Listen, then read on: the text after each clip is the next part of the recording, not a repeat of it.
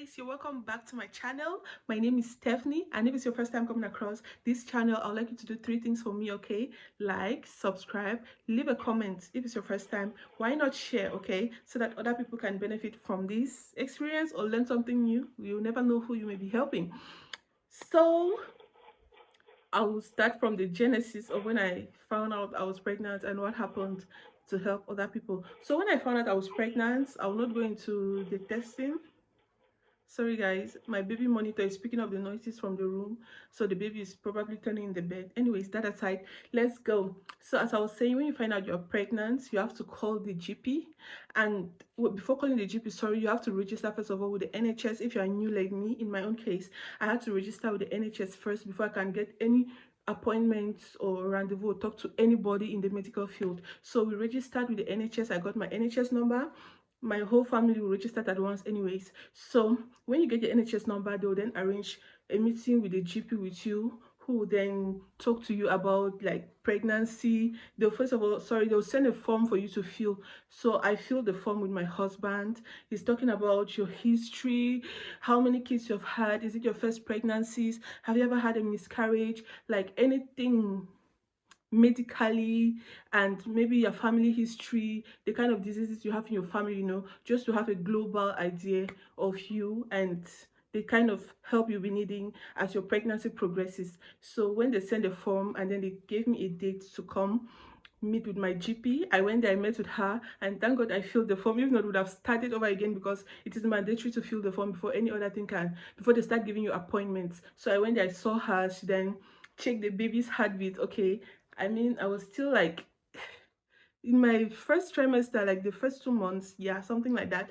They checked the baby's heartbeat and everything, and she was fine. So I've been followed up by, the same midwife from the start of my pregnancy till I gave birth. Like, they'll arrange meetings with you, they'll send you a letter for your appointments.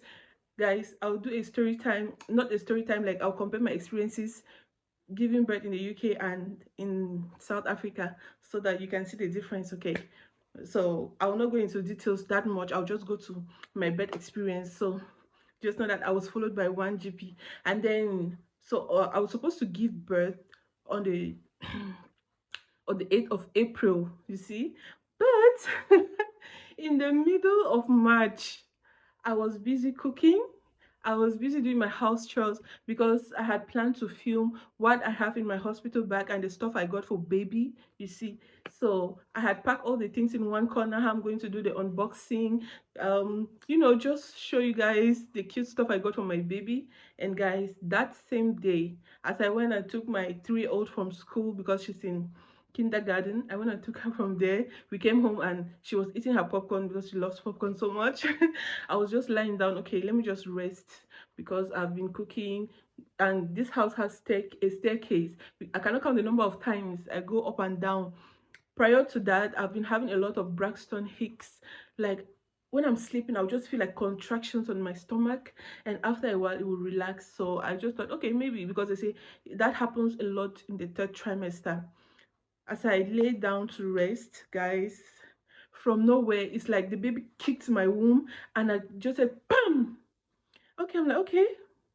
Then suddenly I felt the urge to pee, but the pee, I cannot control it. It was just already coming out on the bed. I had to jump and go to the toilet. I went and sat there. I thought it was over because in my mind I peed, and then I changed my panty liner. I wore a different panty liner, went up to lie down again. It was the as I lay down, the fluid was still coming out.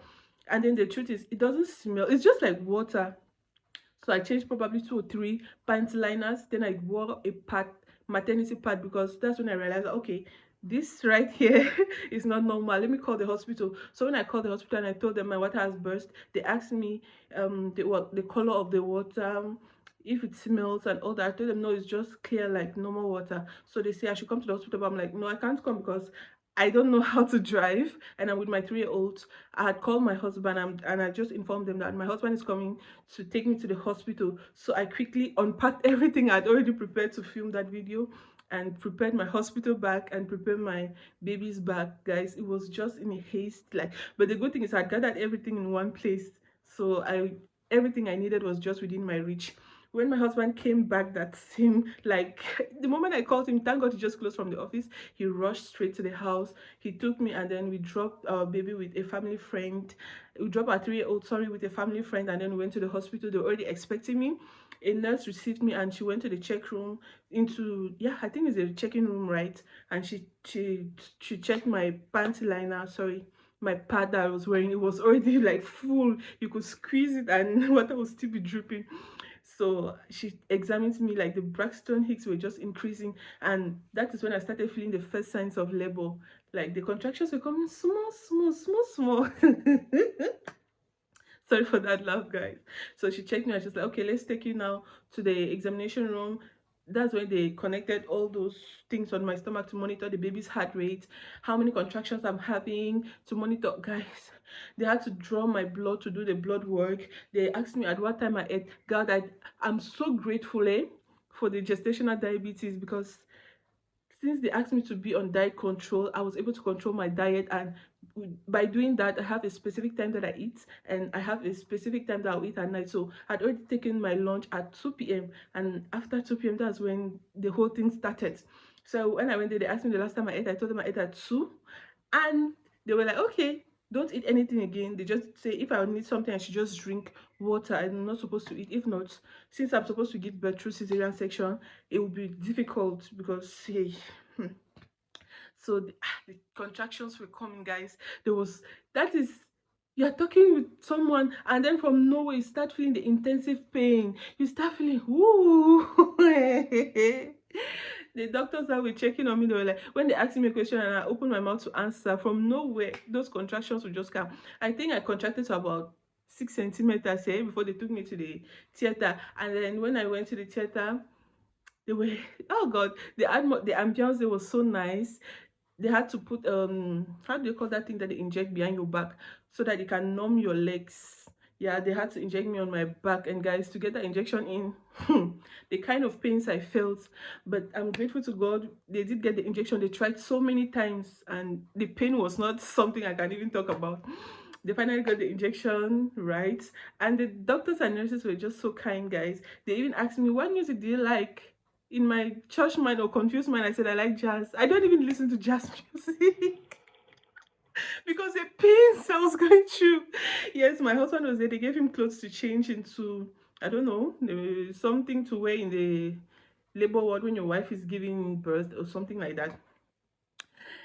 Guys, they did the operation. It was around 10:30. Yes, the baby came. They came and showed her to me. She was looking so hairy and cute. And then from there, now they took me to the resting room where I can rest there, so that they can monitor me like post operation and see if everything is going on fine.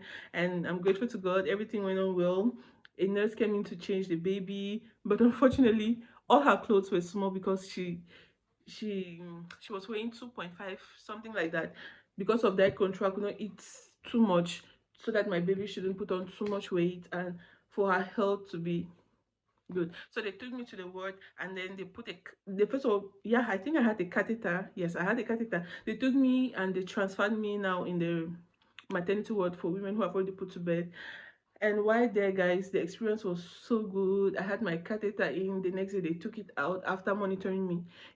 After that injection, it numbs all of your body until it expires. That's the time when they take the catheter out, so that you can go to the toilet to have your bath, to just walk around, because it's not good for you to lie down, because you may have blood clots. When we went to the ward, my experience there was good, guys. They'll give you a menu. You choose what you want for lunch and supper, yes. And then for breakfast, you just go to the kitchen and you make yourself the breakfast that you want. You can get sandwiches, you can get a hot drink, tea, coffee. You can even have cold drinks, guys. Like there is a station there, like this water dispensers, but it's filled with drinks, 3 different flavors. You just go and take. I drank so much of this because I don't know, that was the only thing my body was accepting at that point. Then before I started eating in the afternoon. Yes, hubby was there the first night. He spent the night with me. It was so good, guys. But I don't know if I should.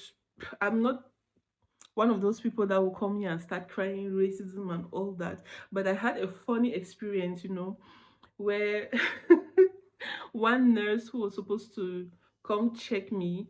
So when they come, they'll ask you to confirm your date of birth, the first line of your address, and your baby's name. So she came to me and she asked, "Do you speak English?" And I'm like, so she realized that what she asked was not right. Because if I don't speak English, it will show on my documents that I don't speak English. And she's like, "Oh, no, no, no, that's not what I meant to ask." She was acting guilty. No, I'm like, "Oh, no, no, no, it's okay, it's okay, it's okay, I understand." And then, to break the ice, she asked me, because I wore these bonnets, these satin bonnets that we wear, to protect her hair. She asked me, "Oh, I've seen a lot of black women." I don't know. Maybe she was trying so much to be friendly, but the words were not coming out right. If you are someone that is difficult and hard on these people, you would think she's being racist, but I think it's a communication problem. Genuinely, yes. So she asked me, like, "I've seen a lot of black women that come here, they wear these satin caps. What is it for?" I thought, "No, it's to protect the hair," because I wasn't wearing any protective hairstyle. I just had my, communication problem. But there's this other lady that, oh, I could feel like she doesn't want to get close to me, because there's this bell you ring when you need something. So I rang the bell twice, and it's like she was the one who was to take care of me that day, and it was so frustrating because I still had my catheter in. I could not go down from the bed and go to the toilet because my legs were still feeling very heavy. So when I rang the bell, she came the first time. I told her, "Please, the baby is crying, I need to feed her. Can you please give her to me so that I can feed her?" She's like, "No, get up and carry the baby." I thought, but I still have my catheter in and it's going to be difficult. I can't carry the catheter, go take the baby, climb on the bed again before feeding her and after putting her back. She's like, "No, you can go down and carry the baby." And then after she asked me, "Do you need something else?" I felt so frustrated. I'm like, "Oh, it's okay, you can go." I rang again and another nurse came. She was so kind. She helped me, gave me the baby. I fed her, and then I pulled that thing they put babies in, I don't know, in the hospitals. Then I finished feeding the baby, I put her there. Then at night again, I don't know what I needed, I rang the bell and the lady came again. I asked her, yeah, my food came, so I needed help to like position the tray in front of me because I could still not move very well. I asked her, "Please, I need assistance, can you please help me like position?" So she refused, and that's only the bizarre experience I had there. The third day, they came and checked us out. They gave me medication to take at home, the injections I'm supposed to take because I gave birth through CS and I have to take some injections to